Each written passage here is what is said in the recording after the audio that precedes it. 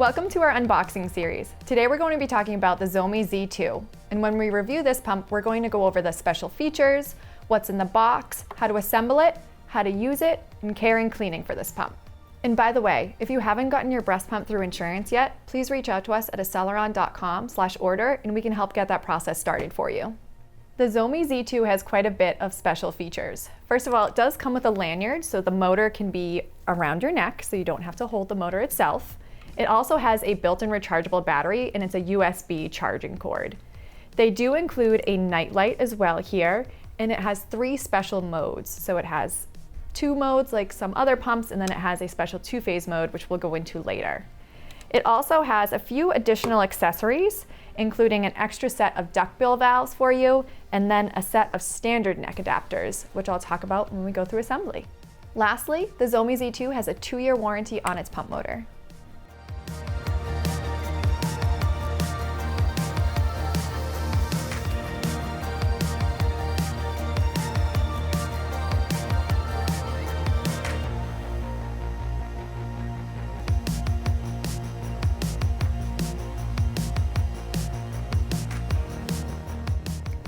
Let's get into assembling the Zomee Z2.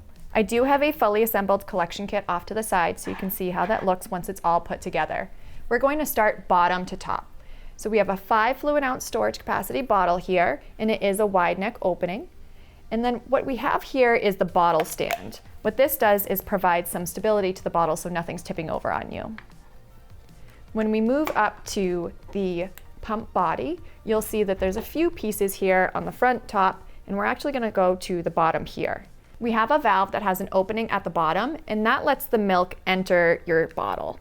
So the valve just pushes right in at the base, and then it has a handle here so that you can pull that right out. It doesn't need to face in any set direction, but it is a part of your pump that's doing a good amount of work where it lets that milk enter the bottle, so you may need to replace it every so often, and what Zomee does is they provide an extra set in the kit for you, which is really helpful. With that part, it is just going to go right with your bottle on there, twisting right on. Now, one of the extra accessories that this pump includes is a standard neck adapter.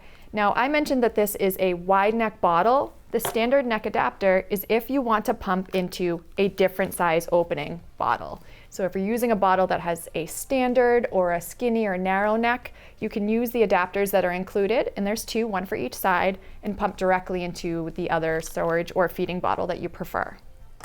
But I am going to put Zomee's wide neck bottle on here for now. We're going to move to the top of the pump body, and this is going to be where your diaphragm sits. And so this is the backflow protector to keep your tubing clean. It sits in there in any way. And then you have the diaphragm cap. So the diaphragm cap's going to be offset to the side and then twist it to the right or clockwise, and it will sit right on there. The tubing port is on the back, and that faces away from where the breast shield will go. Your breast shield is going to insert in whatever size you're deciding to use. They do come with 2 sizes, and that's going to insert right in the front. It is a silicone edge, so it can be slightly more comfortable on your body. It also can sometimes help create a better seal, but it's also an oval, and that oval just means that you can put this in here in any position to fit your body best because everybody is different. With that, we then have where your tubing connects. Your tubing will connect to the back of that pump right here. And on the front of your motor, you have 2 ports. Now, one of them is covered up. So to single pump, you're only going to attach on that open port, and then you can pump as you choose. If you're going to double pump, you're going to open this little silicone piece here, and you'll see the other port for the other piece of tubing, and your other collection kit will be ready to go. You do have the lanyard, and it's already on the pump when you get it, and the lanyard does have a little clip here, so you can remove it if you don't want the lanyard on there. One of the last things I want to show you for the kit is Zomee does provide nipples for the bottles if you're going to use them as a feeding bottle. It also has a cover to keep that nipple clean and from leaking if you're traveling with milk in the bottle. If you choose not to use this as a feeding bottle, you're just going to simply push that nipple out by pressing on the side. And then they have this disc in here so that your bottle can be a storage bottle. And that's the Zomee Z2 all put together. Before we get into how to use the Zomee Z2, I want to point out a few features on the side of the pump. On the side here is where your lanyard will attach, and again, you are able to remove the lanyard. And then you also have on the bottom the ports for your tubing. There's one that's always open, and then you have this little silicone valve in here to show the other port. The reason why that's there is because going between single and double pumping, if you only have one tubing set in there, you want to make sure that that other one is closed, so they make that very easy for you. So you may notice that there's a ring around the pump face. That is for the night light, and if you press and hold the night light button right there, it will light up around the face of the pump. It could be a little hard to see right now just with the lighting for our video, but it does light up all around that area to help you see the screen and a little bit of the surrounding area around your pump itself. To turn that off, you're just going to press and hold that night light button again, and it will turn off. To turn the pump on, you're going to do the same thing where you press and hold the power button on that bottom left. Once the pump turns on, you'll notice there's quite a bit going on that screen. We have our mode button, a minus and plus for our suction strength, our play pause button, and then on the screen itself you have the timer for how long you've been pumping, your suction strength, your mode indicator with 3 modes, and your battery indicator. You'll notice that the 3 different modes are indicated here, and you can change them by pressing the M button. And the 3 modes are massage mode, expression mode, and 2-phase mode. When you begin pumping, it's recommended to start in massage mode, indicated by the 2 wavy lines. Massage mode has a faster pattern, and you can also change your suction strength, and we recommend going to the highest level that is comfortable for you. Massage mode is meant to stimulate your letdown or get your milk to start flowing. So once your milk has started to flow, you can change your mode by pressing that M button again to either expression mode, which is going to have a slower pattern, and you again can change your suction strength to what's comfortable. Or you can also choose 2-phase mode, which is indicated by those 3 droplets. 2-phase mode is a little bit different, and it's special to the Zomee Z2 in the fact that it has a different pattern, meaning that it has a quicker flutter pattern, and then it goes to longer, deeper sucks, and it goes back and forth between those 2 patterns to mimic what a baby does when they are nursing at the chest. The other thing I want you to know is you have the play pause button here, and that play pause button is just so you can pause your session if you need to pause for any reason, and your timer will continue counting on, instead of if you want to just turn your pump off and end your session altogether. The modes that you have available are all there for your comfort. It is not recommended that you have to use every single mode. You're going to use what feels best for you.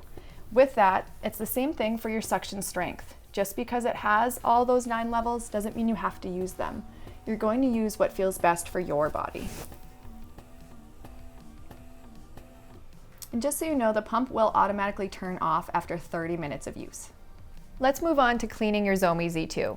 One thing to note is you're not ever submerging the tubing or the pump motor in any water. So if you're cleaning those, you're just kind of maybe a slightly wet cloth just to wipe it off. Same thing with the lanyard. Those are not part of your standard everyday cleaning practices. The parts that we are cleaning are the parts that could possibly come in contact with milk through pumping. Your pump stands don't necessarily come in contact with milk, so you can clean them each time or not. It's really up to you. Same thing, you can kind of just wipe them off as you go. When we also talk about cleaning the extra parts that you have in your kit, including the nipples and the standard neck adapters, those apply to the same things I'm going to be talking about, but I'm going to focus on the regular pumping collection kit for right now.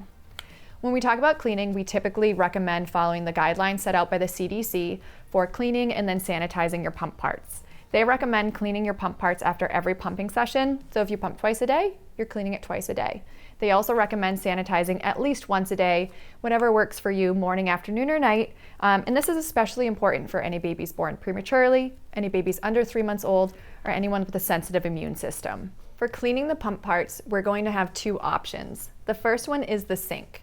So you separate all of your parts after you've stored your milk, including taking the duckbill valve off and also taking out that diaphragm from the body.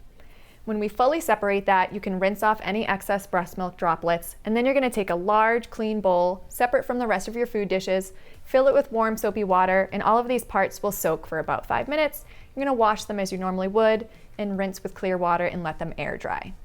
The other option is the dishwasher. Now, Zomee recommends only using a wash cycle specifically if you're going to put your parts in the dishwasher, and they also recommend only putting the hard plastic parts in there.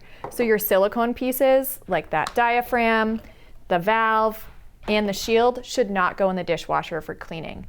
You want to make sure if you use the dishwasher that you take your parts out after that wash cycle is done so that they can air dry. You don't want them to sit in that wet environment. When it comes to sanitizing, there are four general concepts four general options that the CDC will give you. The first one is boiling. So Zomee, when they talk about boiling your parts, they separate out those silicone versus the hard plastic again. With the boiling, they recommend that the silicone parts are boiled for less than 2 minutes and then taken out.